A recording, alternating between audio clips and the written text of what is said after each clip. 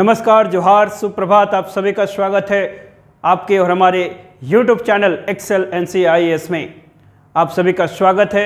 और अभी हम लोग JPSC की पाठशाला सीरीज को रन कर रहे हैं। इसमें आपको JPSC के रिलेटेड जो भी वीडियोज़ हैं वो इसको एक स्ट्रैटेजिक पैटर्न में, एक सिक्वेंशियल मैनर में मिलता रहेगा। ये झारखंड के बच्चों के लिए मेरा सबसे बड़ा गिफ्ट होगा कि वो सब बच्चे जो सिर्फ तैयारी में जुड़े हैं but due to lack of the constraint वो या तो प्रॉपर क्वालिटी कंटेंट को एक्सेस नहीं कर पा रहे हैं, उनके लिए ये सबसे बड़ा मेरा योगदान होगा।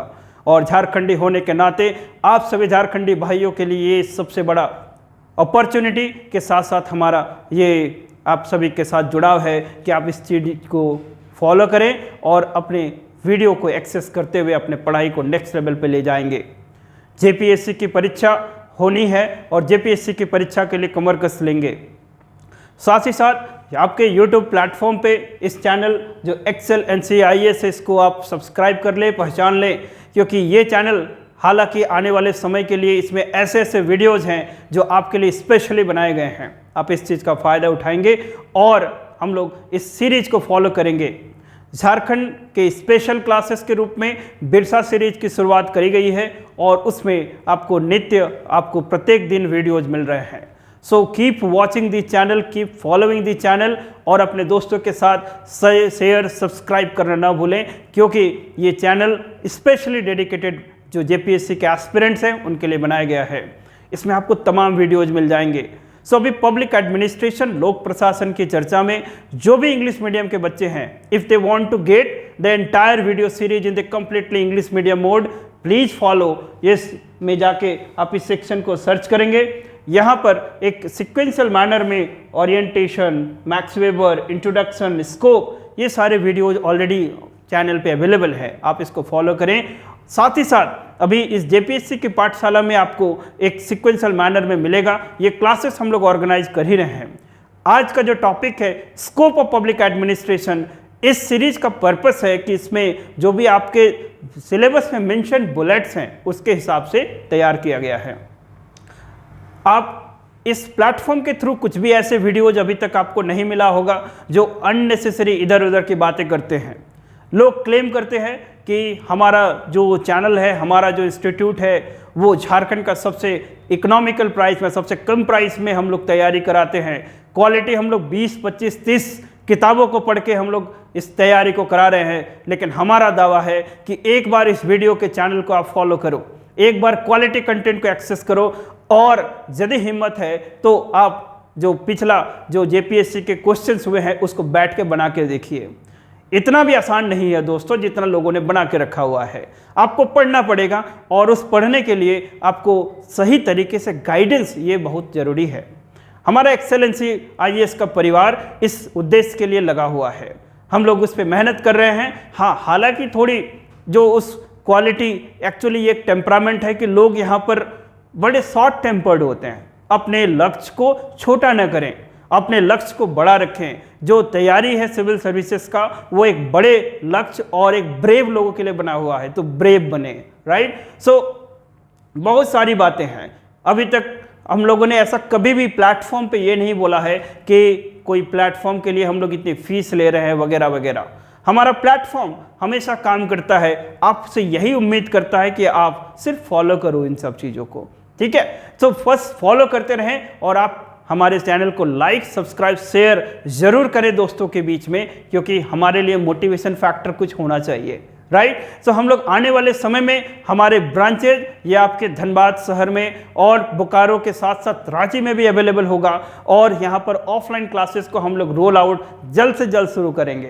तो चिंता की कोई बात नहीं है। We are just preparing and we are going to available in front of you. आपको वो सब सुविधाएं दी जाएंगी।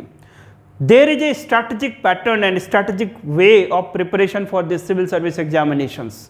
हम लोग इसको स्ट्रेटेजाइज करने के लिए ही इस JPSC की पाठशाला सीरीज की शुरुआत किए हैं। इस सीरीज का नाम याद कर लेंगे और इस चैनल में एक्सेल NCIS के नाम से ही चैनल है, उसमें सर्च करके इस सेक्शन के वीडियोज को जरूर फॉलो करें। जो भी नेक्स्ट जो 11th JPSC होने वाला है उसकी तैयारी कर रहे हैं, एंड ट्रस्ट ऑन अस, वो सब चीज़ें हम अवेलेबल करने जाएंगे। और ये शायद यूपीएससी के इस दैट इज यूट्यूब के प्लेटफॉर्म के हिस्ट्री का पहला होगा जब हम लोग जेपीएससी के मैक्सिमम पोर्शंस को at the free of cost आपके लिए अवेलेबल कराएंगे। सो आप इस चीज़ों पे भरोसा करें, इस चीज़ों को फॉलो करें और अपनी तैयारी को नेक्स्ट लेवल पे ले चले जाएं। राइट, जेपीएससी के लिए पढ़ना पड़ेगा और पढ़िए और आगे बढ़िए। सो चलिए, ये सब बातें हैं एंड धीरे धीरे ये सब चीज़ों के साथ जुड़ा होगा, लेकिन अपने सेशन को आगे लेते चलेंगे। और आज हमारा तीसरा दिन है। This is our the third lecture for in this under the JPSC Pathshala series. We are organizing the classes for JPSC, and any related information you can get while contacting with us. The number is given in the description box, right? So in the public administration series, let's continue and let us take the today's topic, that is scope of public administrations, right? So let's start the session.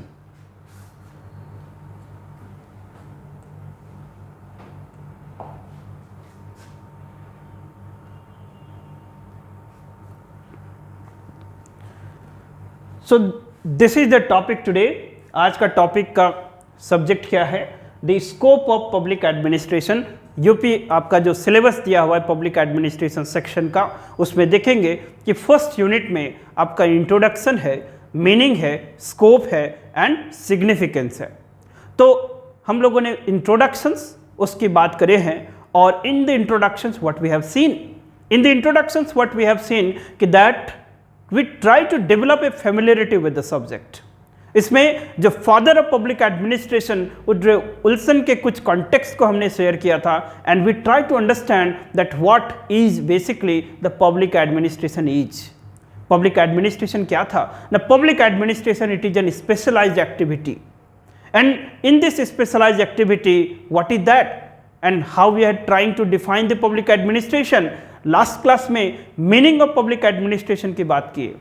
In the meaning of public administration हम लोगों ने ड्रिट Waldo के view points को देखा था। According to ड्रिट Waldo, the public administration means, what is the public administration? All those activities which are undertaken by the government for the well-being of the society, for the care of the society, for the service to the society, that all comes under the meaning of public administration. The public administration refers to a systematic effort intended for the public goodness. And in public administration में दो letter है जो public और administration उसका मतलब बताया था कि according to epistemological view, according to ड्रिट Waldo, the most acceptable meaning of public means the government और द स्टेट.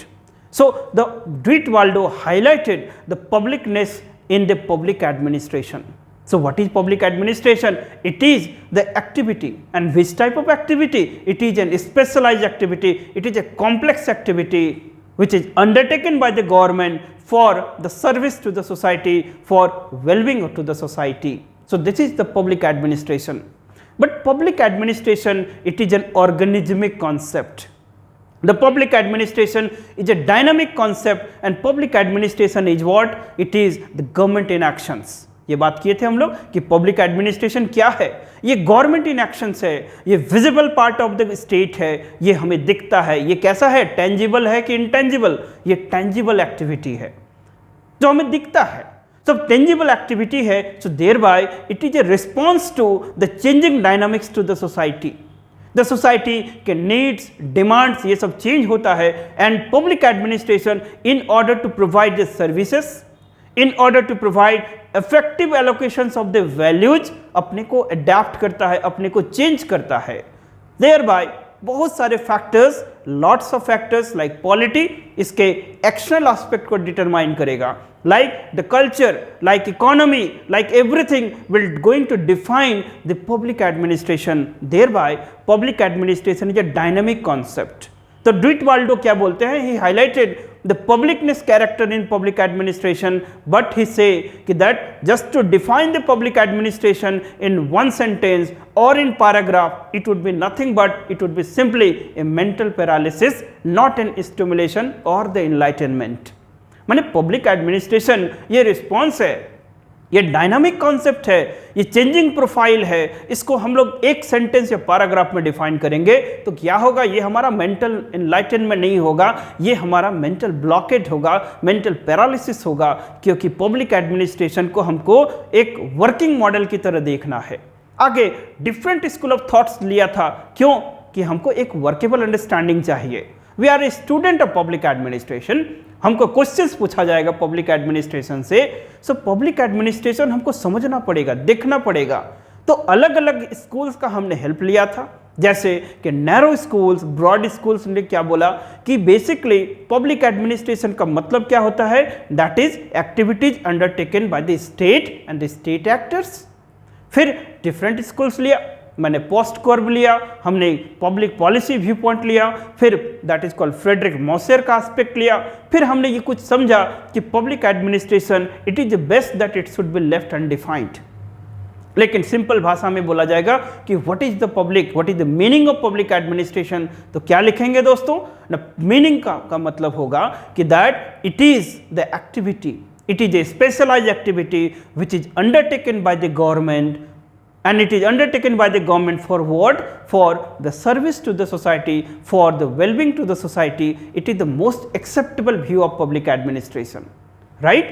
लेकिन उसके और जो मीनिंग्स है उसके साथ साथ हम लोग आज स्कोप की बात करेंगे कि आखिर पब्लिक एडमिनिस्ट्रेशन अपने डोमेन में किन चीज़ों की स्टडी करता है, इसका दायरा क्या है। सो आज का टॉपिक क्या है, that is the scope of public administration. तो इस स्कोप को पढ़ने के पहले हम लोग एक इस तरह से एक चार्ट या flow, that is called flow chart को फॉलो करेंगे कि अपने डिस्कशंस को हम लोग इंडिविजुअल थिंकर्स और that is school of thoughts में हम लोग क्लासिफाई करेंगे। इस individual thinkers will help you to crystallize the thing, और जो डिफरेंट स्कूल ऑफ थॉट्स हैं वो आपको इनेबल करेगा कि how to write a better to better answer. What is the meaning of school of thoughts?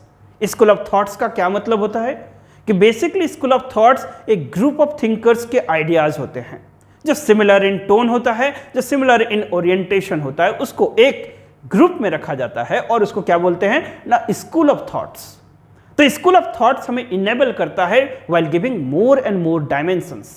ठीक है, तो हम लोग स्कोप में पहले कुछ इंडिविजुअल थिंकर्स की बात करेंगे, like Willoughby, like Bailey and Ridley, Pfiffner. उसी तरह से जब हम लोग स्कूल ऑफ थॉट्स की चर्चा करेंगे then we will take up the various comparative schools, for example the narrow versus broad view schools. इनके क्या व्यू पॉइंट थे, managerial versus integral versus technical schools, उन लोगों ने कुछ बोला। फिर POSDCORB versus content view, इसकी बातें करेंगे हम लोग। पोस्ट कॉर्ब, इसकी चर्चा हम लास्ट क्लास में किए थे। आप जल्दी से कमेंट करके बताओ बच्चों की पोस्ट कॉर्ब में हर एक लेटर्स का क्या मतलब होता था, क्या फुल फॉर्म होता है। तो पोस्ट कॉर्ब में हर एक लेटर्स का कुछ मतलब हुआ करता था। और ये पोस्ट कॉर्ब का जो एक्रोनीम है ये किस एडमिनिस्ट्रेटिव थिंकर्स ने दिया, ये आपके जेपीएससी के पीवाईक्यू है, जो आपका मेंस का पेपर में 20 एमसीक्यू पूछा जाता है, उसमें से एक क्वेश्चन पूछा गया था। द पोस्ट कॉर्ब न प्लानिंग ऑर्गेनाइजिंग, जल्दी से बताइए कि इसका फुल फॉर्म क्या था। फिर इसमें एक कंटेंट व्यू आया जिसको कि हम लोग पब्लिक पॉलिसी बोलेंगे या सब्जेक्ट मैटर। उसके बाद पब्लिक एडमिनिस्ट्रेशन में एक आइडेंटिटी क्राइसिस आया था। ये बड़ा ही इंटरेस्टिंग टॉपिक है, we will all discuss about that and उसके बाद वी विल कंक्लूड कि आखिरकार what is the scope of public administration, उसको हम लोग समराइज करने की कोशिश करेंगे। तो this is the flow line, this is the flow chart. अपने इस स्कोप के आंसर्स को लिखने के लिए ये आपको हेल्प भी करेगा। And today I am experimenting कि इस स्टाइल से आपको यदि पढ़ाया जाए तो क्या ये ज़्यादा बेहतर होगा, ज़्यादा दैट इज कॉल्ड इफेक्टिव होगा क्या। तो हम लोग देखते हैं और आप लोग फ्रीली कमेंट करके बताइएगा कि आखिर ये तरीका सही है। तो इसी मॉडल को हम लोग आगे के लेक्चर्स में भी फॉलो करेंगे कि एक फ्लो चार्ट हो, उसके थ्रू डिक्टेट किया जाएगा। ठीक है, तो फिर इसको आप लोग लिख लेंगे। तो हम लोग सबसे पहले इंडिविजुअल थिंकर्स की बात करते हैं कि आखिर इंडिविजुअल थिंकर्स ने इस डेफिनेशन को पब्लिक एडमिनिस्ट्रेशन को कितना ब्रॉड किया या कितना क्रिस्टलाइज किया। आखिर क्या वो बताने की कोशिश करेंगे कि आखिर इसका दायरा क्या है, पब्लिक एडमिनिस्ट्रेशन का मतलब किन किन चीज़ों के बारे में समझना है, किन किन चीज़ों के बारे में पढ़ना है। Got it? So let's start and let's continue. So first of all हम लोग विल्लभ को देखते हैं। According to mister Willoughby, the public administration का स्कोप में 5 चीजें होती है। तो you can write here some lines कि the scope of public administration according to Willoughby captures the 5 different areas. 5 different area को कैप्चर करता है। कौन कौन से? The names are overhead administration, second the organizational structure, third human resource management, fourth the material and fifth is the financial management. इसको एक example से हम लोग पहले डिस्कस करेंगे।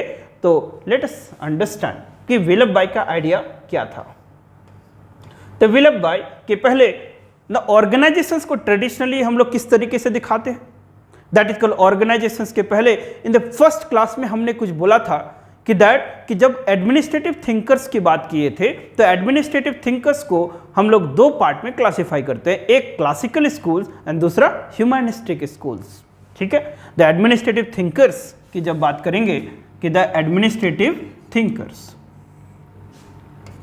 The administrative thinkers, administrative thinkers, इसको 2 पार्ट में क्लासिफाई किया जाता है। एक क्या है ना, classical schools and second humanistic. Classical schools का फोकस क्या था कि what is the basic objective? It is called mechanistic approach, it is called mechanistic approach और mechanistic view. So classical thinkers किसी भी ऑर्गेनाइजेशन को किस अप्रोच से देखते थे? मैकेनिस्टिक अप्रोच, मतलब मशीन व्यू और रोबोटिक अप्रोच। कैसे देखते थे? द मैकेनिस्टिक अप्रोच और the robotic, you can call robotic view. ठीक है, but humanistic a logical step ahead था कि द ह्यूमैनिस्टिक ऑर्गेनाइजेशंस को कैसे विजुअलाइज करते थे? The humanistic visualise the organisation as social organisations. It is a social activity, social activity. So क्या वो रोबोटिक होगा कि बेटर ह्यूमैनिस्टिक होगा? It was humanistic. ये कैसा होगा? ह्यूमैनिस्टिक। ओके, सो जो एकदम नए हैं बस इतना ही समझना है कि हमारा 2 तरीका होता है कि किसी भी ऑर्गेनाइजेशन को we can see completely mechanistic, instrumental, उसमें जो भी पीपल्स हैं, इवन जो ह्यूमन बींग्स उस काम को कर रहे हैं, you are also considering as what? As a tools, as a means for productions. So this view is called mechanistic view, है ना, mechanistic view. You are not considering कि he is also a human being, he is also a social animal, so that's why he is also suffering from the social relations. He would be impacted with the social evening, he would be impacted with the social emotions. अब ऐसी बातें नहीं करते हैं। ठीक है, ये कौन बात करता है? मैकेनिस्टिक स्कूल्स, माने क्लासिकल थ्योरिस्ट। क्लासिकल थ्योरिस्ट क्या बोलेंगे? नो, ऑर्गेनाइजेशंस है, ऑर्गेनाइजेशंस को कैसे हम लोग देखते हैं विजुअलाइज करने के लिए? This is the very general way and it is the most acceptable way कि ऑर्गेनाइजेशंस को हम लोग ट्रायंगुलर शेप से देखते हैं। ट्रायंगुलर शेप में ना बेसिकली 2 तरह के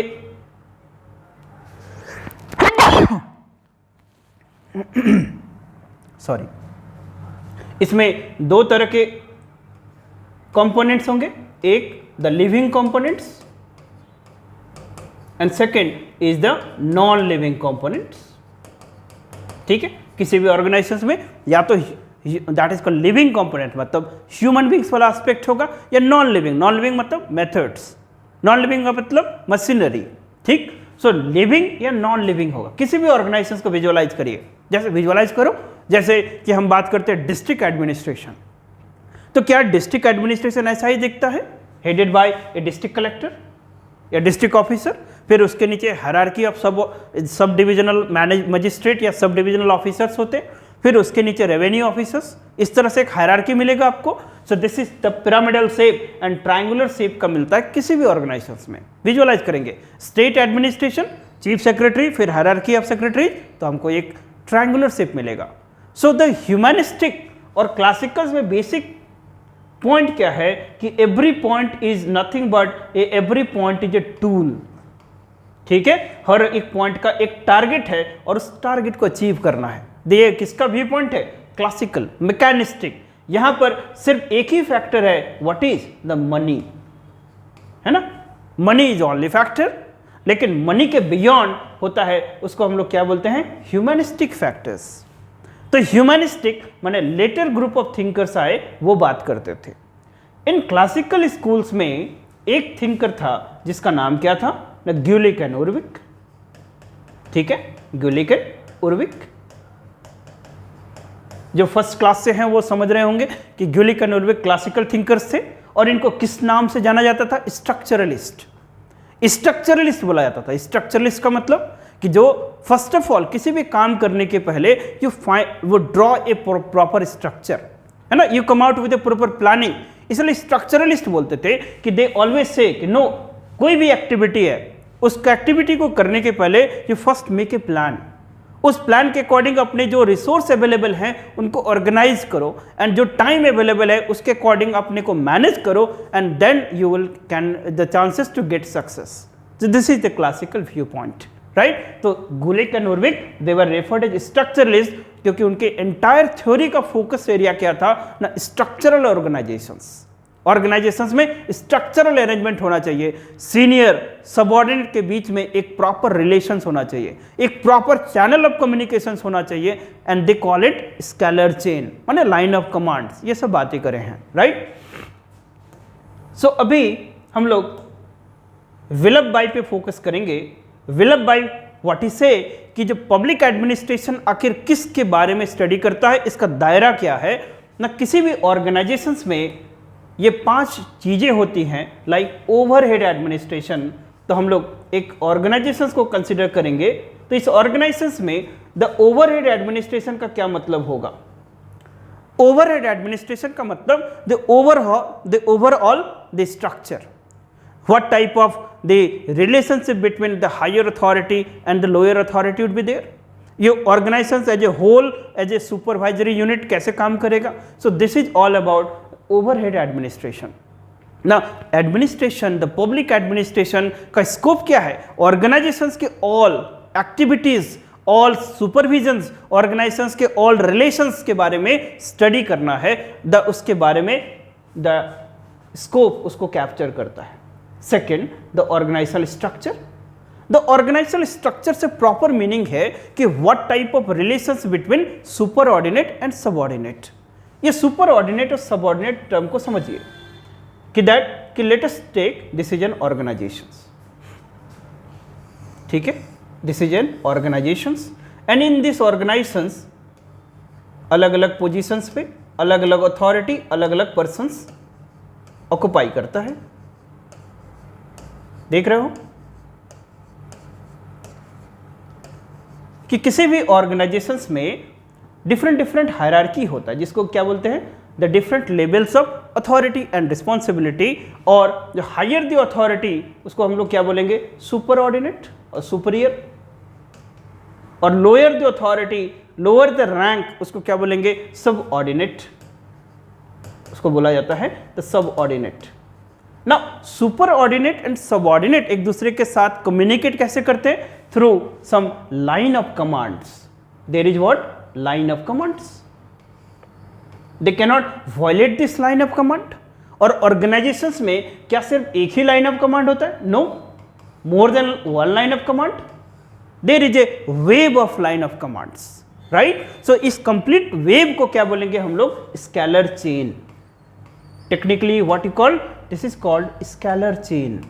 what is scalar chain, individual है तो उसको क्या बोलेंगे, लाइन ऑफ कमांड. लेकिन group of line of commands हैं तो उसको क्या बोला जाता है, scalar chain. Scalar chain establish करेगा कि कम्युनिकेशंस कैसा है, किस तरह से वन वे है कि डुप्लेक्स है कि मल्टी डुप्लेक्स है, दैट इज कॉल्ड यूनिप्लेक्स है, कि वन वे है कि बोथ डायरेक्शनल है कि सर्कुलर है. ये हमको कौन बताता है, scalar chain, line of command. तो सेकेंड पॉइंट जो बोलते हैं कि दैट ये organizational structure, so public administration that is captures in its meaning what type of organizational relations are there, what type of relations between the superordinate and subordinates are there। यहाँ पर एक context याद आ रहा है कि जब हम लोग बात करेंगे द चेस्टर बर्नार्ड का नाम याद हो रहा है? चेस्टर बर्नार्ड गेस करके बताओ कमेंट सेक्शन में कि कौन थे, who was the Chester Barnard? Classical thinkers थे कि ह्यूमैनिस्टिक? ना, ह्यूमैनिस्टिक स्कॉलर्स में हम लोग चेस्टर बर्नार्ड को रखते हैं। चेस्टर बर्नार्ड एक स्टेटमेंट यूज करते थे कि that communication is authority. What is communication? इनका फोकस क्या था कि the communication is authority, communication is authority. Okay, so Chester Barnard से कि कम्युनिकेशन इज अथॉरिटी, कि बिना इफेक्टिव कम्युनिकेशंस का क्या कुछ भी काम हो सकता है ऑर्गेनाइजेशंस में? No, there shall be an effective and healthy communication system. तो ये मैनेजर्स का टास्क है कि just to build a healthy communication system. तो कम्युनिकेशन भी इसी ऑर्गेनाइजेशनल स्ट्रक्चर का पार्ट है कि organizational structure, every point should be defined, every position should be defined, every rank should be given and assigned the proportionate, that is called authority and responsibility। हर एक positions में line of commands defined हो, हर एक positions के बीच में effective communications हो, and how it is to be undertaken, that is through the proper organisational structure. तो public administration will going to capture the domain of what is the organizational structure and how the organizational structure is behaving and performing। तो second component Willoughby क्या बोलते हैं कि the scope of public administration is to capture about organisational structure, and organizational structure means that is called entire the organizational structure, including its the communication system, including its the line of commands, including its that is relationship between the superordinate and subordinate। उसके बाद ना administration अपने scope में क्या और study करेगा, इसको trick है कि that is called man, material and finance. कि ऑर्गेनाइजेशंस में ह्यूमन रिसोर्स के बारे में स्टडी करना। जैसे क्लासिकल स्कूल्स टॉक अबाउट क्या, क्लासिकल स्कूल्स किसकी बात करते हैं? Mechanistic view. ह्यूमैनिस्टिक स्कूल क्या बात करेंगे? ह्यूमन एस्पेक्ट, मतलब social aspect of the human beings. यहां पर एक अब्राहम मास्लो एक मोटिवेशन थिंकर्स थे, क्या नाम था? Abraham Maslow. अब्राहम मास्लो से कि दैट कि जो ह्यूमन बींग्स है वो ह्यूमन बींग्स किसी भी ऑर्गेनाइजेशंस में जब काम करता है तो human beings is driven by some motivating factor. And ये मोटिवेटिंग फैक्टर या मोटिवेशंस कैसे आता है? Addressing certain needs. तो Abraham Maslow talks about a need hierarchy. Abraham Maslow किसकी बात करते हैं ना? एक नीड हायरार्की की बात करते हैं कि ऑर्गेनाइजेशंस में कोई भी ह्यूमन बीइंग्स काम क्यों करता है ना, उसके कुछ नीड्स होते हैं, and in order to address दो नीड्स वो अपने को कंट्रीब्यूट करता है और उसके अगेंस्ट में उसको सेटिस्फेक्शन के नाम पे सैलरी, अलाउंसेस, रिकॉग्निशंस मिलता है। सो जब तक ह्यूमन बीइंग्स का कॉन्ट्रीब्यूशंस सेटिस्फैक्शन से कम है तो वो मोटिवेट होगा। ये कैसा एस्पेक्ट है? मॉनेटरी एस्पेक्ट है कि ह्यूमन एस्पेक्ट है? ह्यूमन एस्पेक्ट है, जिसको थोड़ा क्वांटिफाई करने की कोशिश किया गया। व्हाट इज से कि दैट कि मोटिवेशंस की बात करते हैं मैस्लो कि मोटिवेशंस को किससे लिंक किया गया है ना? कौन यहां पर कुछ नीड्स होते हैं। Every human beings has a needs. जैसे हम आप क्यों पढ़ रहे हो कि एक आपका एक नीड है। What is the need? Social recognitions, pride, कि सिविल सर्विसेज ज्वाइन करना है, you will earn a pride and status to the society, you being a linchpin, you being an instrumental for certain social change. वो आपका recognition है, आपका achievement है, तो वो क्या है? आपका नीड्स है। तो नीड्स किसी भी ऑर्गेनाइजेशंस को ज्वाइन करेंगे, आपके लिए ऑर्गेनाइजेशंस क्या है ना? Government of Jharkhand. तो गवर्नमेंट ऑफ झारखंड में आप ज्वाइन करेंगे तो उस गवर्नमेंट ऑफ झारखंड में आप किस तरह के बिहेव करेंगे कि you being the part of the bureaucracy, and bureaucracy एक इंस्ट्रूमेंट है किस चीज के लिए ना? For effective service delivery. तो उस ऑर्गेनाइजेशंस में विलप बाई से कि उसमें ह्यूमन एस्पेक्ट के बारे में भी स्टडी करना है, ह्यूमन रिसोर्स के बारे में भी स्टडी करना है, because human resource is very very important. है ना। आप ही जब सिविल सर्वेंट बन जाएंगे अभी और जॉब ज्वाइन करेंगे, then you being the face कि कोई भी इफेक्टिव पॉलिसी इंप्लीमेंट हो रहा है कि नहीं हो रहा है। किसी भी माल एडमिनिस्ट्रेशन, अंडर एडमिनिस्ट्रेशन या गुड एडमिनिस्ट्रेशन के आप फेस हैं कि नहीं है। So it depends upon the human capacity. यहाँ पर अंबेडकर का एक कोटेशन से याद आ रहा है, एक कॉन्टेक्स्ट मुझे याद आ रहा है कि अंबेडकर से कि जब ऑल इंडिया सर्विसेज को इंट्रोड्यूस किया जा रहा था under what that is called this is violation of the principle of federalism, क्योंकि ऑल इंडिया सर्विस पता है तुमको कि ये नॉन फेडरल फीचर है। तो फिर ऑल इंडिया सर्विस में आखिर क्यों इसको इंट्रोड्यूस किया गया था कि just to set a standard of administration across the length and breadth of the country. तो अंबेडकर से कि ये ऑल इंडिया सर्विस डिपेंड करेगा calibre and competency of the person who is going to occupy the position of public trust and confidence. हम लोग सिर्फ एक IAS, एक आईपीएस, एक झारखंड एडमिनिस्ट्रेटिव सर्विस के पीसीएस ऑफिसर्स या जो आपके डीएसपी या कोई भी स्टेट सिविल सर्विस के ऑफिसर को देख के एक ट्रस्ट, एक कॉन्फिडेंस, एक द फीलिंग ऑफ अटैचमेंट क्यों होता है कि वो उन लोगों का तमाम कुमुलेटिव एफर्ट है जो पहले इस सिस्टम में आए और उन्होंने एक भरोसा कायम किया। तो ये ह्यूमन बीइंग्स है जो ऑर्गेनाइजेशन को सक्सेस या अनसक्सेस बनाएगा। सो ये दैट इज वाई अंबेडकर वो काफी नोटवर्दी और कॉन्टेक्चुअल स्टेटमेंट बोलते हैं, राइट। तो ये विलब भाई वही बात करता है कि पब्लिक एडमिनिस्ट्रेशन क्या है, it captures about the study activity of the human resource, the most important resource of the organisations. साथ ही साथ ये मटेरियल एस्पेक्ट के बारे में भी स्टडी करेगा कि किस तरह से प्रूडेंट एक्सपेंडिचर होना चाहिए। जैसे who is the greatest master in this time, tax payers. State activity is financed out of the tax payers money. कल मैंने मीनिंग में न्यू लिबरल स्कूल्स में मैंने बताया था। सो हर एक एक्टिविटी अभी के टाइम में टैक्स पेयर्स मनी से फाइनेंस्ड होता है। So tax payers are the greatest master. तो क्या उन टैक्स पेयर्स मनी का प्रूडेंट यूज होना चाहिए कि नहीं होना चाहिए? होना चाहिए। क्या ये हम लोग सिर्फ कंजम्पशन मेंटेनेंस में खर्च करें कि कैपिटल एक्सपेंडिचर में खर्च होना चाहिए? कैपिटल एक्सपेंडिचर में, राइट। तो ये किस तरह से उस रिसोर्स का, मैटेरियलिस्टिक रिसोर्स का यूज हो, that also comes under the scope of public administration. ठीक है, जैसे हम लोग क्या बात करते कभी की कि आमदनी अठन्नी और खर्चा रुपया, ऐसा नहीं होना चाहिए ना स्टेट ऑब्जेक्टिव। अदरवाइज क्या होगा, ये लॉन्ग टर्म में फ्यूचर जनरेशन पे बर्डन बनेगा ना। जैसे हम लोग बात करते हैं what is the GDP, what is the fiscal deficit of India.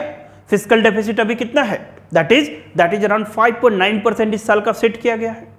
And fiscal deficit बहुत ज्यादा हो तो क्या होगा, लॉन्ग टर्म में inter generational parity will be compromised, है ना, क्योंकि बर्डन है ना टैक्स का। वो टैक्स हम नहीं पे करेंगे तो हमारा आने वाला जनरेशन पे करेगा। तो फिस्कल डेफिसिट को क्या बोलते हैं, barometer which measures the health of the economy. तो बैरोमीटर को अच्छा रखना पड़ेगा, दैट इज फिस्कल डेफिसिट को कंट्रोल रखना पड़ेगा। और fiscal responsibility and budget management act 2003 क्या टारगेट सेट किया था कि 3% ऑफ जीडीपी रहना है ना। तो ये सब बातें हैं कि क्यों ये सारा चीज है। सो ये पब्लिक एडमिनिस्ट्रेशन क्या इसमें स्कोप में कैप्चर करेगा, that is to study about the prudent expenditure of the resources.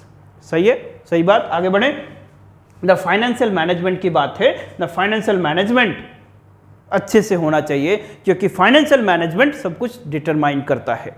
जैसे अकॉर्डिंग टू कार्ल मार्क्स क्या बोलता है कि economy is the base structure and every other thing is what, the super structure. जैसे economy से polity, economy से culture, economy से administration, सब कुछ डिटरमाइन होगा।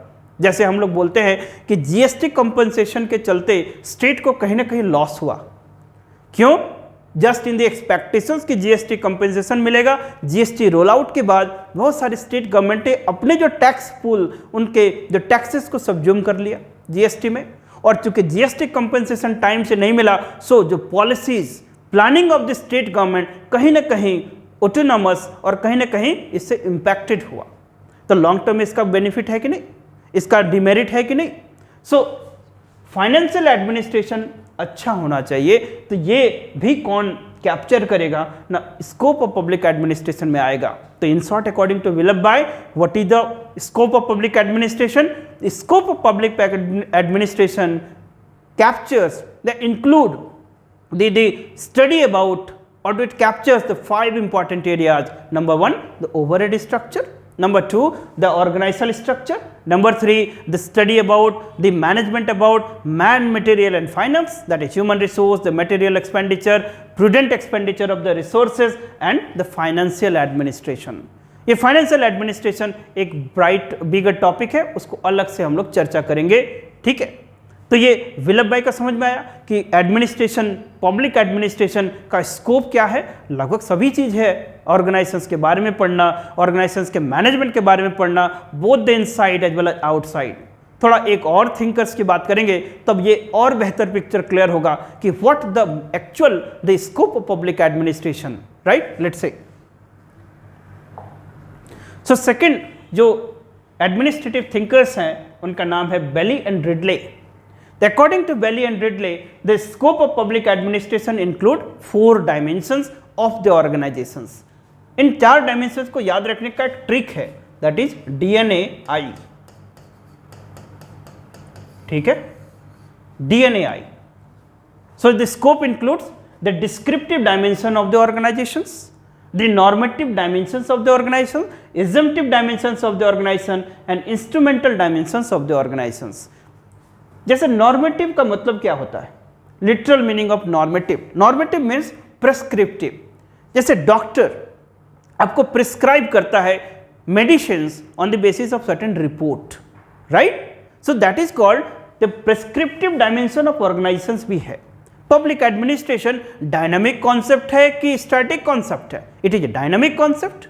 तो क्या ऑर्गेनाइजेशनल एक्टिविटी और पब्लिक एडमिनिस्ट्रेशन के इन शॉर्ट कोई पूछे तो क्या बोलना है? It is the government in actions.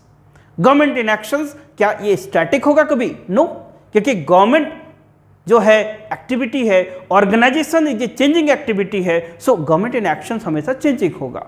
तो यहां बात हो रही है कि descriptive dimension, normative dimension, assumptive dimension और इंस्ट्रूमेंटल डायमेंशंस। ना ऑर्गेनाइजेशंस का ईज एस्पेक्ट क्या है, ऑर्गेनाइजेशंस अभी कैसा है और ऑर्गेनाइजेशन फ्यूचर में कैसा होगा, इन दोनों एस्पेक्ट के बारे में भी जो स्टडी करना है वो पब्लिक एडमिनिस्ट्रेशन के अंदर आता है। जैसे अभी हम लोग थोड़ा दिन पहले 2-3 महीने से ये एक डेवलपमेंट देख रहे थे कि सडनली जो टोमेटो का प्राइस है वो सडनली स्काई रॉकेटिंग हो गया था, 100+ बिक रहे थे, 150+ बिक रहा था। सो ये कहीं ना कहीं failure of the government vision है कि जैसे एक स्कीम था, यदि किसी को पता है, that is called top scheme. Top scheme का ऑब्जेक्टिव क्या था? The tomato, onion and potato के जो प्राइस वोलेटिलिटी है उसको कंट्रोल करना। सो स्कीम है ये based on the policies, the based on the wisdom of the think tank. तो यदि कहीं पर प्राइस वोलेटिलिटी से इनवोलाटाइल हो, कभी स्काई रॉकेटिंग प्राइस है, इसका मतलब है कि जो पॉलिसी फ्रेमिंग है, विजुअलाइजेशन है, वो टू द एक्सटेंट नहीं है। So what they are doing year the long. सो यहां पर बात हो रही है कि पब्लिक एडमिनिस्ट्रेशन के स्कोप में ऑर्गेनाइजेशंस के डिस्क्रिप्टिव डायमेंशंस के बारे में भी पढ़ना है। डिस्क्रिप्टिव डायमेंशंस का मतलब क्या होता है, इसको समझते हैं थोड़ा सा ना। डिस्क्रिप्टिव डायमेंशंस का मतलब कि let us take this is an organizations and यहां पर हेनरी फियोल के कॉन्टेक्स्ट को थोड़ा हम लोग कोट करेंगे। हेनरी फियोल को क्या बोला जाता है?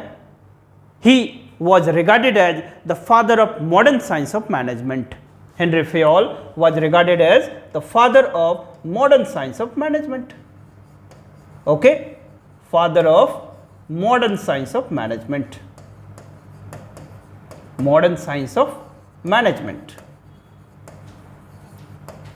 According to Henry Fayol, organization is an dynamic activity. It is a functional activity. और मैंने लास्ट क्लास में भी बताया था कि फियोल ने फंक्शनल होने के लिए कितने एक्टिविटी बताया था ना। एक सेट ऑफ एक्टिविटी जिसको सेगमेंटल एक्टिविटी और दूसरे सेट को क्या बोला था? Integral activity. ये फियोल ने बोला था कि दैट फियोल से कि दैट कुछ सेगमेंटल एक्टिविटीज होती है और कुछ कैसी एक्टिविटी होती है? Integral activity. सेगमेंटल एक्टिविटी में उन्होंने क्या क्या रखा था? That is technical, financial, commercial accounting, security और इंटीग्रल में किसको रखा था? एडमिनिस्ट्रेशन। ये बात कर चुके हैं हम लोग। According to Fayol, that organization is a functional activity, and in order to remain the functional, the organization perform these activities: technical, financial, commercial, accounting, security and administration. और administration is an integral because administration क्या करता है? POCC, planning, organizing, commanding, coordinating and controlling. So organizations के बारे में ये descriptive dimensions है कि ऑर्गेनाइजेशंस का स्ट्रक्चर क्या है, ऑर्गेनाइजेशंस के टूल्स एंड टेक्निक्स क्या है ना। ऑर्गेनाइजेशनल टूल्स एंड टेक्निक्स बोलते हैं। जब भी हम टूल्स एंड टेक्निक्स बोलें, टूल्स एंड टेक्निक्स, तो इसका मतलब आप लोग सिंपल याद रखिएगा कि पोस्ट कॉर्प, और पोस्ट कॉर्प के साथ साथ अब POCC, ये भी याद रखिए कि जब ऑर्गेनाइजेशंस के टूल्स टेक्निक्स की बात करते हैं तो ऑर्गेनाइजेशंस का टूल्स एंड टेक्निक्स का क्या मतलब होगा? POSDCORB, planning, organising, staffing, directing, coordinating, reporting and budgeting, and planning, organizing, commanding, coordinating and controlling. ये ऑर्गेनाइजेशंस के टूल्स एंड टेक्निक्स कहलाते हैं। मैनेजरियल टूल्स एंड टेक्निक्स कहलाता है। तो डिस्क्रिप्टिव डायमेंशंस में ऑर्गेनाइजेशंस के हर एक हायरार्की के बारे में स्टडी करना, हर एक लाइन ऑफ कमांड्स के बारे में स्टडी करना, हर एक वेव ऑफ कमांड्स के बारे में स्टडी करना, position of authority and responsibility के बारे में स्टडी करना, डिवीजन ऑफ पावर्स के बारे में स्टडी करना, स्पेशलाइजेशंस के बारे में स्टडी करना, all those aspect come under the descriptive dimension of organisations. In short what we call कि that descriptive dimension captures to study about organisational structure, process and behaviour. ठीक है, अभी आएंगे उस पर। So descriptive dimensions का मतलब the each aspect of the organizations. Okay, the descriptive dimension includes the each aspect of organization. मतलब what is the structure now, what is the organization's behavior now, what is the organizational process now. लेकिन जब normative dimensions की बात करेंगे तो organizations is a dynamic futuristic activity. So it is the public administration captures that what should be. It means normative dimension captures what should be, what ought to be. Okay? तभी तो future में कुछ ऐसा emergency situation होगा तो उसको कैसे हम लोग प्रॉपरली हैंडल करेंगे। जैसे what is the meaning of the public administration? Public administration will care the society, will care the people, the citizen. How you will care? Unless and until you have a futuristic plan. Similarly the public administration scope में क्या पड़ता है? What should be the organizational structure, organizational process and organizational behaviour. So each aspect और should aspect दोनों को ही scope capture करता है। मतलब what is the present, what would be the future, उन दोनों को कैप्चर करेगा। देन एंड देन ये ऑर्गेनिज्मिक कॉन्सेप्ट होगा। एजम्पटिव डायमेंशंस का मतलब होता है what is the organisational behaviour. What is the organizational behavior? Organizational behavior का मतलब होता है कि within the organizations what type of power dynamics is going on. क्या healthy competitions है कि jealousy वाला competitions है? Organizations के अंदर में conditions of mutual trust and confidence है कि isolations है? एक we feeling है कि subordinations है? ये सारे किस में आता है ना? organizational behavior. So within the organizational behavior what actually comes? So under the organizational behavior, basically that is called healthy competitions. Healthy competitions. Second, what type of communication system? Third, what type of that is called organizational culture. Organizational culture. So under this assumptive dimension we basically talk about the organizational behavior. Organizational behavior मतलब क्या moral का क्या conditions है, motivations का क्या conditions है, leadership style कैसा है, हेल्दी कॉम्पिटिशंस है कि नहीं, कम्युनिकेशन सिस्टम कैसा है, ऑर्गेनाइजेशनल कल्चर कैसा है, all those comes under the organisational behaviour. And fourth जो डायमेंशन है that is instrumental dimensions. Under this instrumental dimension, basically we study about the managerial tools and techniques. Managerial tools and techniques. So under the tools and techniques, अभी मैंने बताया था what you have to recall, post corp, POCCC. So under the instrumental dimension, एक story समझिए कि जो civil services है वो इंस्ट्रूमेंट है किसके लिए, सर्विस डिलीवरी के लिए। तो ऑर्गेनाइजेशन जो ब्यूरोक्रेसी है वो कैसा है, एक पावर इंस्ट्रूमेंट है। तो पब्लिक एडमिनिस्ट्रेशन ये भी स्टडी करेगा कि ये इंस्ट्रूमेंटल कैरेक्टर को फॉलो कर रहा है कि इंस्टीट्यूशनल कैरेक्टर को फॉलो कर रहा है।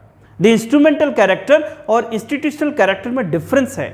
इंस्ट्रूमेंटल कैरेक्टर का मतलब ये मीन्स है, means for what, service delivery. But institutional character है, इसका मतलब हो जाएगा कि वो एंड हो जाएगा। Show me the man I will show you the rule, इस तरह का एटीट्यूड में काम करेगा। रूल मैनियक ब्यूरोक्रेसी हो जाएगा, इस तरह से काम करेगा। गुड गवर्नेंस को साइडलाइन करते हुए, सिटीजन सेंट्रिक को साइडलाइन करते हुए एक इंस्टीट्यूशनल, एक एंड ब्यूरोक्रेसी की ओर हो जाएगा। So that will comes under instrumental dimensions, कि whether the public administration is behaving as a means और it is an end, it is behaving as a power instrument or it behaving as a power institutions, it is behaving as an what that is called for well-being to the society or for making that is called obligations for the bureaucracy itself। ठीक है, so ये सब dimensions कौन highlight करते हैं ना, Bailey and Ridley, इनका नाम याद रखेंगे। so Bailey and Ridley talks about the descriptive dimension, normative dimensions, exemptive dimensions and instrumental dimensions of the organizations। So in short, what we call that the scope of public administration, the scope of public administration includes both the each aspect of organizational, that is called organizational structure, process and behavior. At the same time, the should aspect of the organizational process, behavior and structure। या simple भाषा में आप लिख सकते हैं कि the scope of public administration include both the is aspect as well as the should aspect of the organizational क्या structure, organizational process and organizational behavior। ठीक है,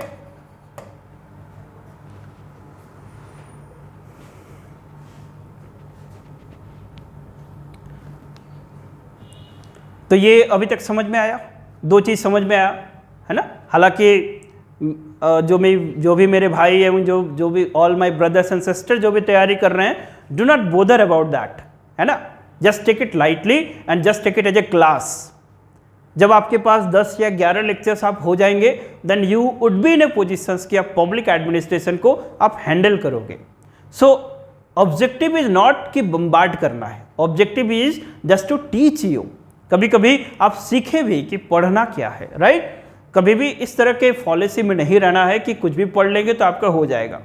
सो बस पेशेंसली अभी पढ़ो, पेशेंटली वी आर दैट, जो स्ट्रैटेजिकली हम लोग video भी बना रहे हैं, क्वालिटी को इंश्योर करना हमारा ऑब्जेक्टिव है। और ये आपका जिम्मेदारी है, आपकी रिस्पॉन्सिबिलिटी है कि हमारे चैनल के साथ आप जुड़े और लोगों को भी जुड़े, क्योंकि हम आपके लिए रहेंगे, हम आपके लिए और जितना से ज़्यादा अवेलेबल होंगे ये आपके लिए भी बेनिफिशियल होगा इन द लॉन्ग रन। तो आपकी भी ड्यूटी है कि चैनल को प्रमोट करें। Got it. सो इसको पढ़ें, घबराएं नहीं, कोई इसके लिए आपको कोई कॉस्ट या पेमेंट का तो फंडा है नहीं। All things are available for you only guys, just keep watching and बस इन ट्यून विद अस।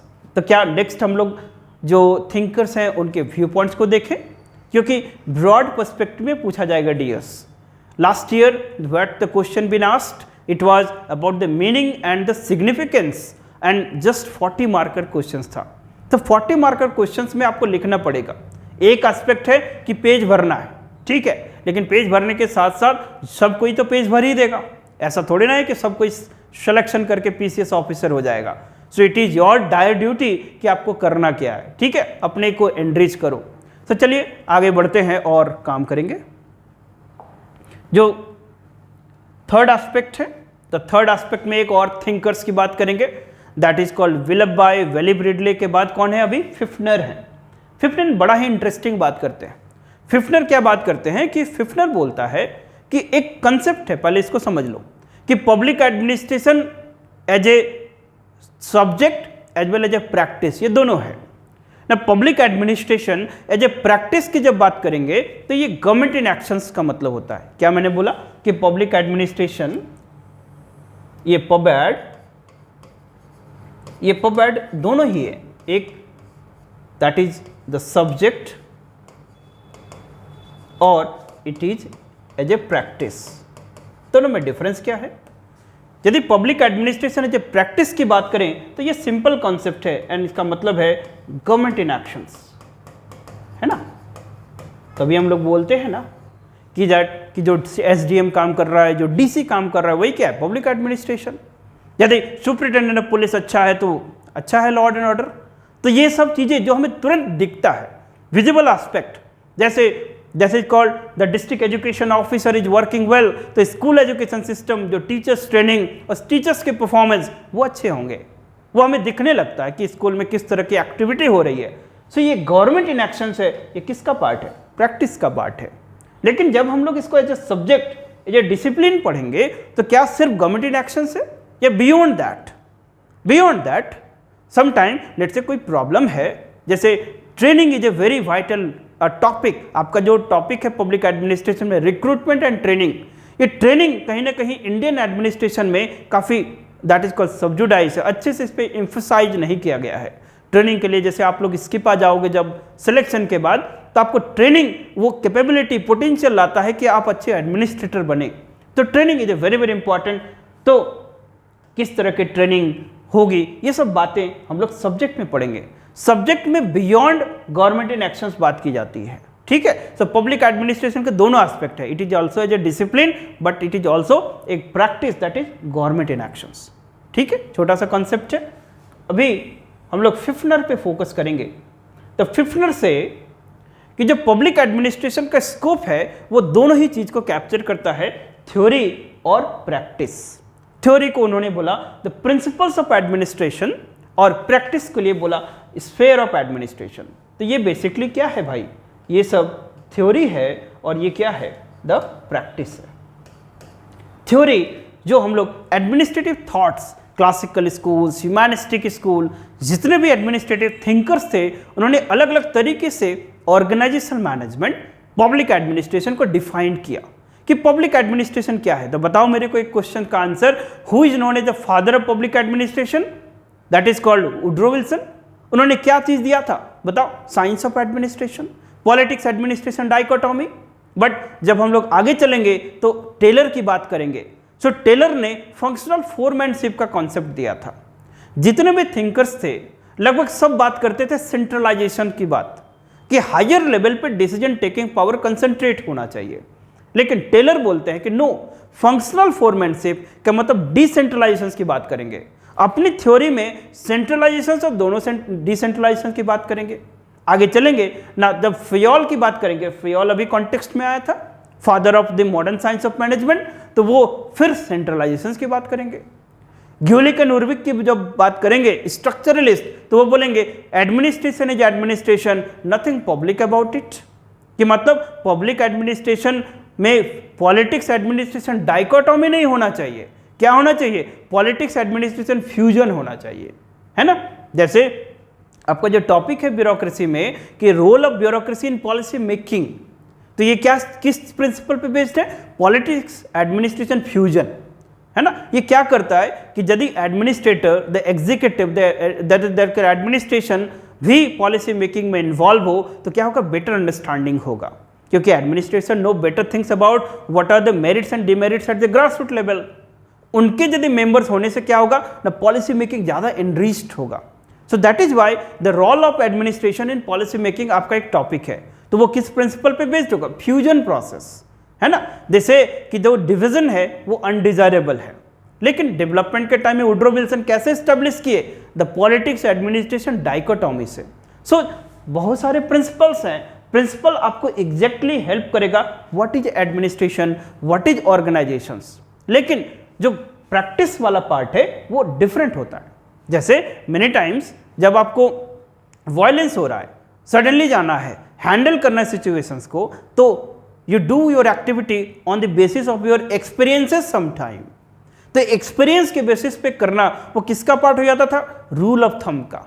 लेकिन यहां पर एक कंसाइंस की बात करते हैं, है ना, that is called moral conscience, तो वो अलग चैप्टर है, अभी उसमें नहीं जाएंगे। तो जैसे हम लोग स्कूल में पढ़े हैं, थ्योरी पढ़ते थे, प्रैक्टिस करते थे, माने प्रैक्टिकल होता था, द सेम एज फिफ्नर से कि the scope of public administration captures both the theory aspect of administration as well as the sphere of administration and practice aspect of administration. और थ्योरी एस्पेक्ट ऑफ एडमिनिस्ट्रेशन में इसलिए हम लोग dear पढ़ना पड़ता है एडमिनिस्ट्रेटिव थॉट्स, कि जैसे फियोल जो थे उन्होंने 14 प्रिंसिपल्स ऑफ एडमिनिस्ट्रेशन बताया था, है ना, 14 principle like the division of work, that is called line of command, the leadership, the specialisation, spirit de corps माने कोऑर्डिनेशन, हार्मोनी, ये सारे फियोल बोलता है। अब ग्यूलिक एंड उर्विक जब आए तो ग्यूलिक ने पहले 10 प्रिंसिपल्स दिया, उर्विक ने 10 प्रिंसिपल्स दिया, फिर दोनों ने मिला के 8 प्रिंसिपल दिया, तो इन टोटल 28 प्रिंसिपल्स हो गए उनके, ठीक है। लाइक सिमिलरली एल्टन मायो आएगी, so Elton Mayo talk about कि how the conflict to be resolved, the principle of dominations, compromise, integration, इस तरह से बहुत सारे प्रिंसिपल्स हैं। सो हम लोग एडमिनिस्ट्रेटिव थॉट्स के क्लासेस आपकी होगी तो आपको इनेबल करेगा, हालांकि the topic is not mentioned in your syllabus but keep reading this topics, otherwise आपका आंसर क्या होगा ना, एम्पावरिंग नहीं होगा। गेटिंग माई पॉइंट, ठीक है। तो इसको अभी यहीं रोकते हैं कि the scope captures the theory part that is called principle of administration. So यहाँ सिंपल लिख लेंगे कि the principle of administration means the theories and the principles developed by the group of thinkers tagged as administrative thinkers in order to understand the organizational management effectively and efficiently. That is called principles of administration. Now, जब sphere की बात करेंगे तो sphere talks about कि that administration at what level, कि administration at local, administration at state level, administration at national level and administration at supranational level.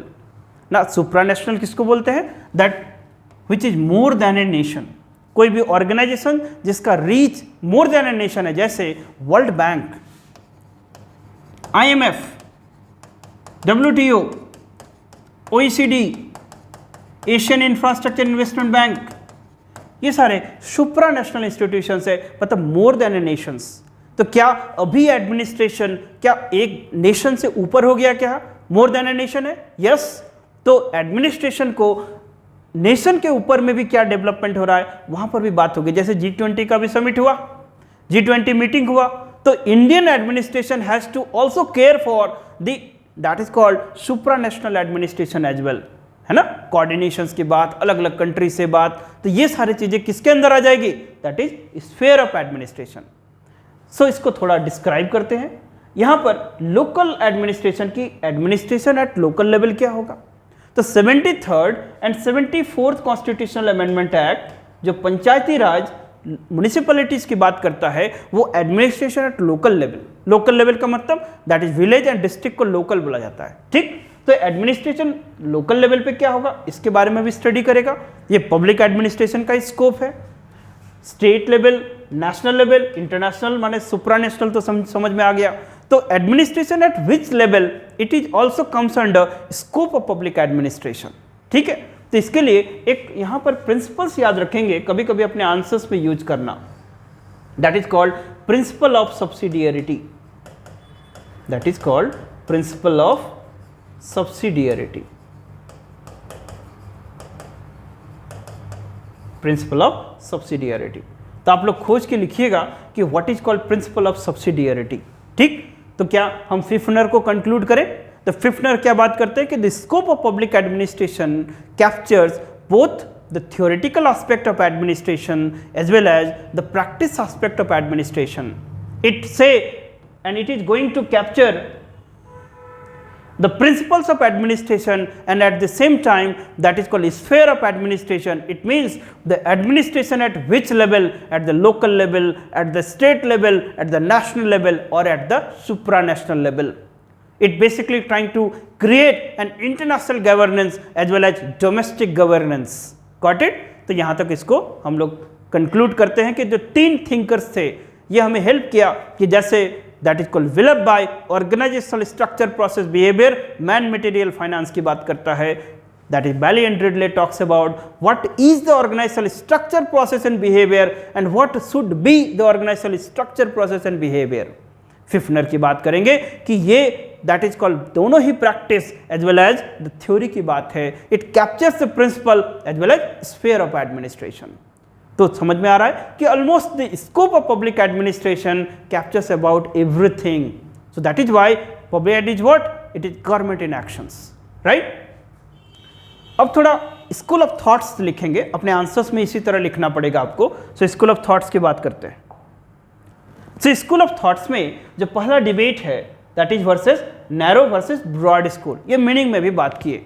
तो scope क्या बोलता है नैरो स्कूल, नैरो स्कॉलर्स जो थे उनका क्या व्यू पॉइंट था बताओ कि जो भी गवर्नमेंट है, गवर्नमेंट के 3 ऑर्गन्स कौन कौन से, लेजिस्लेचर, एग्जीक्यूटिव एंड जुडिशरी। तो ये पब्लिक एडमिनिस्ट्रेशन का स्कोप किसको कवर करेगा, किस चीज को स्टडी करेगा, only executive organs of the state.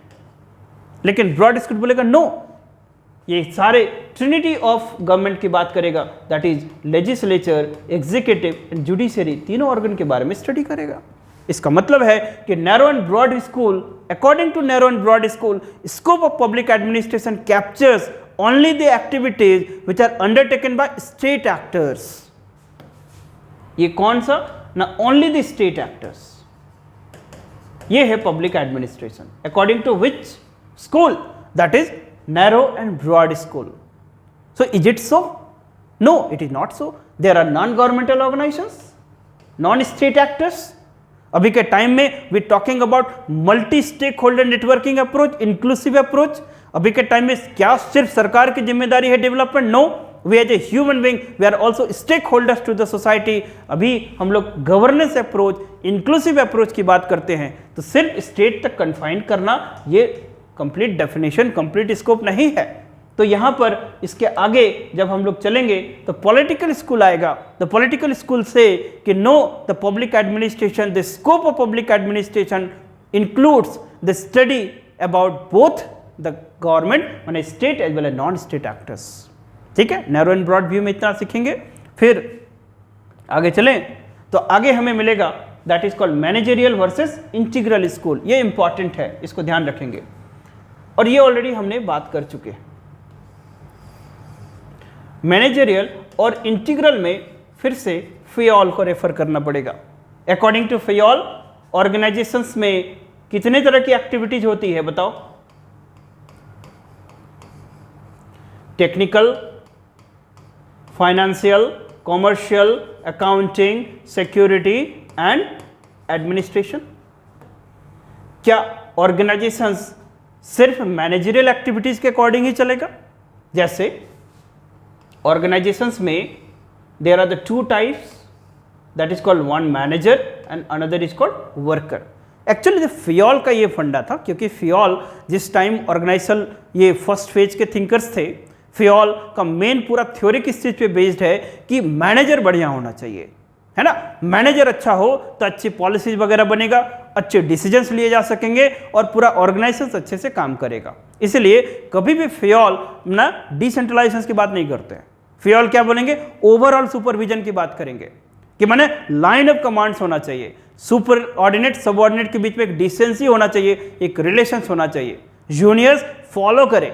तो ये फियोल का थ्योरी था। फियोल पढ़ाएंगे तो बड़ा ही इंटरेस्टिंग है। सो फियोल बोलते हैं कि ऑर्गेनाइजेशंस में technical, financial, commercial, accounting, security and administration ये एक्टिविटीज होता है।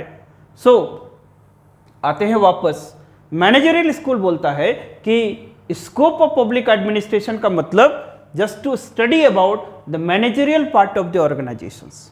फोकस कहां होना है? सिर्फ मैनेजर को। क्यों? क्योंकि manager are very very important. Managerial style, managerial technique organisation को सक्सेस या अनसक्सेसफुल बनाएगा। So managerial tools and techniques की जब बात करते हैं तो वही है POSDCORB, right. The managerial tools techniques include POSDCORB, planning, organising, staffing, directing, coordinating, reporting, budgeting, ये पोस्ट कॉर्प है। लेकिन फिर एक ग्रुप ऑफ थिंकर्स थे, वो बोलते हैं कि इंटीग्रल स्कूल लेकिन बोलता है क्या ऑर्गेनाइजेशंस में क्या सिर्फ मैनेजरियल फंक्शन ही सब कुछ होता है? नो। जैसे टेक्निकल स्टाफ यदि अच्छे से नहीं कमांड करेगा तो managerial functions, managerial guidelines, managerial activity का क्या मतलब हो जाता है? सो हमको एज ए सेक्टरियन नहीं देखना है, ऑर्गेनाइजेशन एज ए होल देखें आप। तो दे इंटीग्रल स्कूल से कि the scope of public administration किसी भी ऑर्गेनाइजेशन में सिर्फ एक जगह फोकस ना हो, that it should also going to study about the technical aspect of the organizations, the accounting aspect of organizations, administration aspect of organization, माने एज ए होल आप देखिए, ठीक है। तो मैनेजरियल वर्सेस इंटीग्रल स्कूल में क्या लिखेंगे कि the scope of public administration captures both the managerial aspect of the organisation which includes the study about the managerial style, managerial tools and techniques that is POSDCORB, at the same time the managerial, the powers, authority and the roles of the manager in the organizational management. This is counter by the integral viewpoint. They say it is not only the managerial, rather we should focus, the scope of public administration should focus on to study about all like managerial, technical, commercial, all the functions of the organizations. समझ में आ गया? So this is your managerial versus integral viewpoint. एक और school of thoughts की बात करते हैं। अपने आंसर्स को इसी तरह लिखना है हेडिंग्स में, ठीक है। POSDCORB versus content view, ये POSDCORB versus content view ये ऑलरेडी हम लोग बात कर चुके हैं। पोस्ट कॉर जब भी देखोगे तो क्या मतलब होता है? Managerial tools and techniques. हर एक का मतलब है like planning, organising, staffing, directing, coordinating, reporting and budgeting. ये बोलता है कि पब्लिक एडमिनिस्ट्रेशन का स्कोप सिर्फ मैनेजरियल टूल्स टेक्निक्स के बारे में स्टडी करना है, लेकिन इसको काउंटर कौन सा स्कूल करता है? Subject matter view. It is also called content view. Content view का क्या नाम है? Subject matter view. Subject matter view, और इसको और एक नाम से जानते हैं, that is called public policy view. Public policy view, subject matter view, और क्या बोलते हैं इसको? Public policy view. देखो पब्लिक पॉलिसी व्यू क्या होता है, इसको अच्छे से समझिएगा। द पब्लिक पॉलिसी व्यू बोलता है कि ओके फाइन,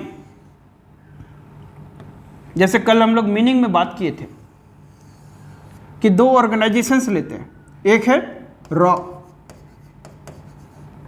और दूसरा है तो PWD। सब रॉ की यदि बात करेंगे तो रॉ डिफेंस सिक्योरिटी, डिफेंस से रिलेटेड ऑर्गेनाइजेशन है, तो यहाँ पर हर साल ऑडिटिंग, हर साल जैसे इसके अकाउंटिंग, इसकी बात हम लोग नहीं कर सकते, प्रॉपर रेगुलर ऑडिटिंग नहीं होती है। लेकिन यदि हम लोग वेलफेयर डिपार्टमेंट्स की बात करें तो ये ऑडिटिंग मस्ट हो जाता है, ऑडिटिंग हर साल होगा। तो सेम टूल्स एंड टेक्निक्स जो हमें अलग अलग कॉन्टेक्स्ट में अलग अलग दिख रहा है, तो यहाँ पर कॉन्टेक्स्ट मैटर कर जाता है। जैसे you are going to plan for rural development strategy, है ना, जैसे रूरल डेवलपमेंट के लिए आप पॉलिसी बना रहे हैं, और रूरल डेवलपमेंट में हमारे पास दो कॉन्टेक्स्ट है, एक द रूरल एरियाज, एक अर्बन एरियाज। सो रूरल एरियाज में आपको क्या नॉन गवर्नमेंटल ऑर्गेनाइजेशन वाइब्रेंट मिलेगा? नहीं। क्या सिविल सोसाइटी ऑर्गेनाइजेशन बहुत एक्टिव मिलेगा? नहीं। क्या कम्युनिकेशन सिस्टम मतलब इफिशिएंट ट्रांजिट ट्रांसपोर्ट सिस्टम है? ये भी नहीं है। यहाँ पर greater part of the people engage in agricultural activity, लेकिन अर्बन एरिया में जाएंगे तो ये कॉन्टेक्स्ट चेंज हो गया ना, सिविल सोसाइटी वाइब्रेंट है, ना नॉन गवर्नमेंटल ऑर्गेनाइजेशन वाइब्रेंट है, ना मोबिलिटी फास्टर है। तो यहाँ पर जो कॉन्टेक्स्ट है, यहाँ पर प्लानिंग इसके हिसाब से होगा, प्लानिंग यहाँ पर इसके हिसाब से होगा। ठीक है, सिंपल सा फंडा है। So the public policy view, the public policy, this school से कि the scope of public administration going to study about the public policies, because the policies are issue based and now the government action is driven through the public policy.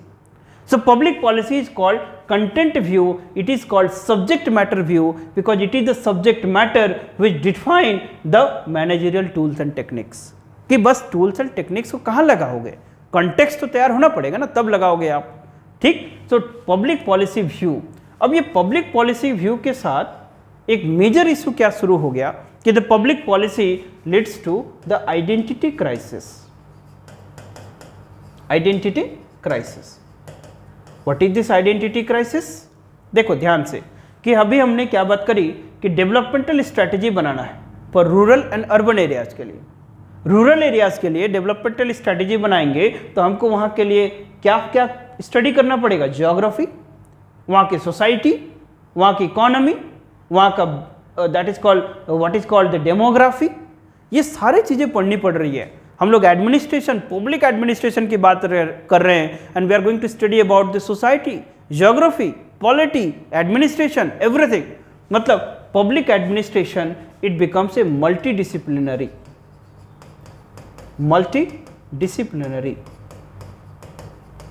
And multidisciplinary जब हुआ so public administration has to face a challenge and that challenge was called identity crisis.